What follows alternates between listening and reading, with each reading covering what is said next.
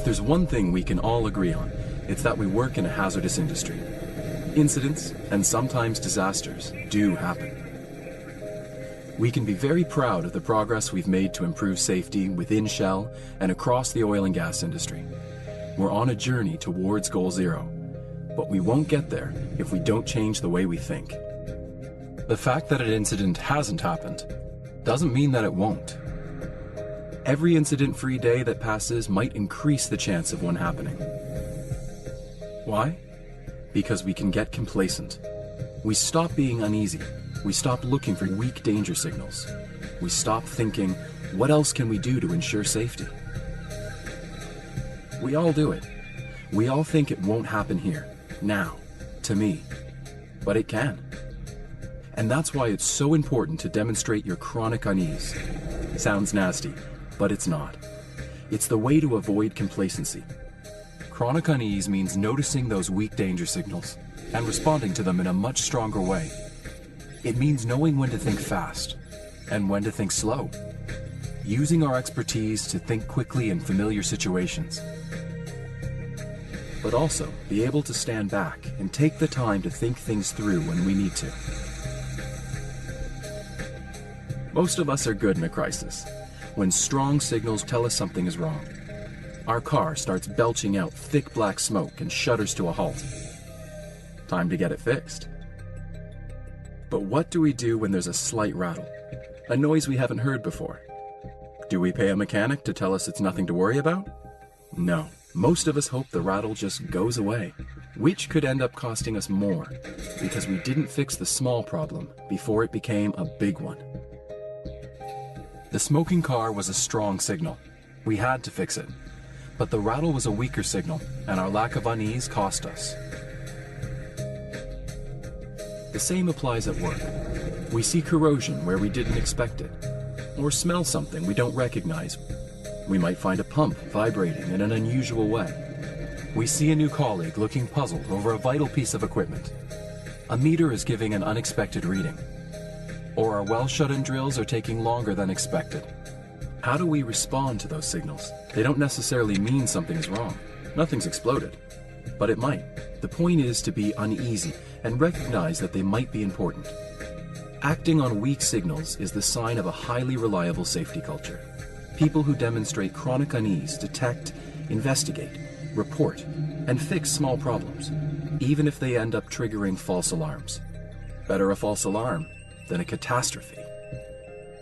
They also understand that the barriers and defenses that we rely on should be independent of each other. So if they see signs that a barrier isn't working properly, they don't assume it's not important because other barriers will work. Every single barrier is important because it helps prevent an incident and is there for a purpose. And we have to be alert to signals that tell us our barriers might not be strong. An unexpected test result which suggests that equipment isn't working as it should. A variation from good practice which has become tolerated. Noticing that a colleague is distracted when they should be monitoring a critical process. Or even a decision to carry on that we think was made too quickly. Whatever they are, they can lead to something big and bad.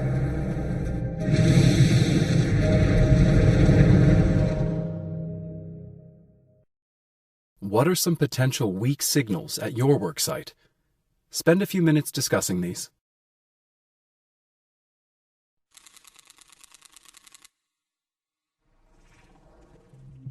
All of us make mistakes. It's part of being human. It's not because we're stupid. It's just the way our brains work. Which line is longer? Our brains can't help but get that one wrong. The lines are actually of equal length. But our brains work quickly to see things in 3 dimensions. They make assumptions to make immediate sense of what's in front of us. Our fast-thinking brain goes for the obvious option, but if we give our brain time, it'll find the right answer. But we like to think fast, and we naturally jump to conclusions. What's the answer to this sum? Easy. We know it immediately. We used our fast-thinking brain. But try this one. It's tough. Our slow-thinking brain has to really engage and work hard.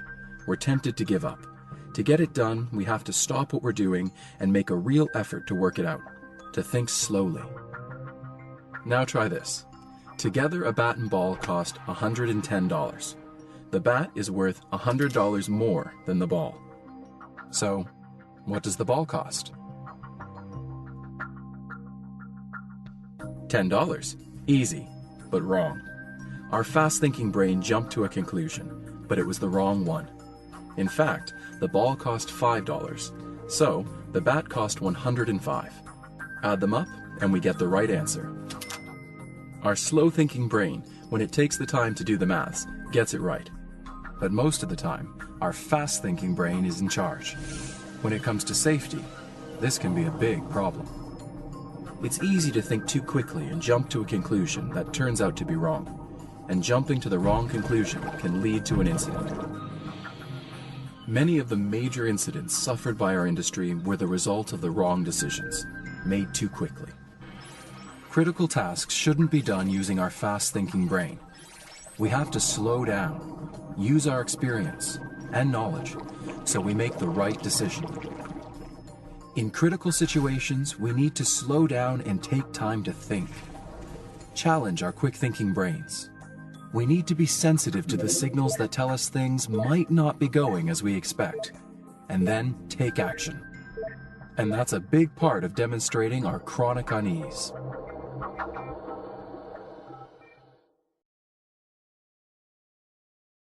What are some critical tasks at your worksite where you want to avoid fast thinking? Spend a few minutes discussing these.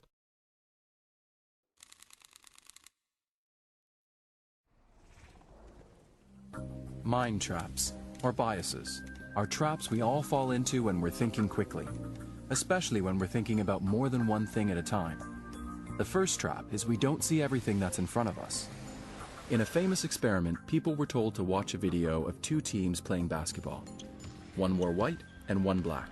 They were told to count the number of passes made by the white team. The clock started running, and people focused all their attention on counting the passes. Once the video was over, they were told to relax and watch the video again. A woman in a gorilla suit had walked through the middle of the action, and no one saw her.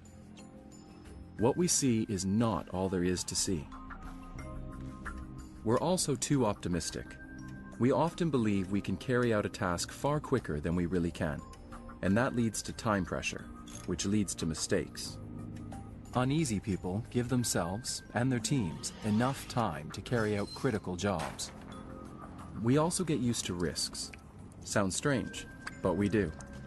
We're told something might go wrong, and when it doesn't, over time, we stop being careful. Psychologists call it risk normalization. Just because the lion tamer puts his head into the lion's mouth 1,000 times doesn't mean that one day a lion won't bite. And we suffer from confirmation bias. Our fast-thinking brain will make a decision and only then look for facts to back it up, often dismissing facts that don't fit. For example, if we believe the process is stable, we ignore an unusual meter reading. We assume the meter is broken. In critical situations, uneasy people will use their slow-thinking brain. They get the facts first and then come to a conclusion. They don't simply dismiss unexpected data. Inspection reports that are too clean, with identical ticks, make uneasy people suspect that someone hasn't been doing their job properly. Chronic unease is about never assuming that all will be okay, just because all has been okay up to now. Uneasy people are safer because they recognize weak signals and aren't afraid to do something about them, even if it means raising a false alarm. They don't take critical decisions for granted and never jump to conclusions. They get the facts first, and they don't get complacent about risk. They think things through thoroughly, slowly, realistically, and then they act.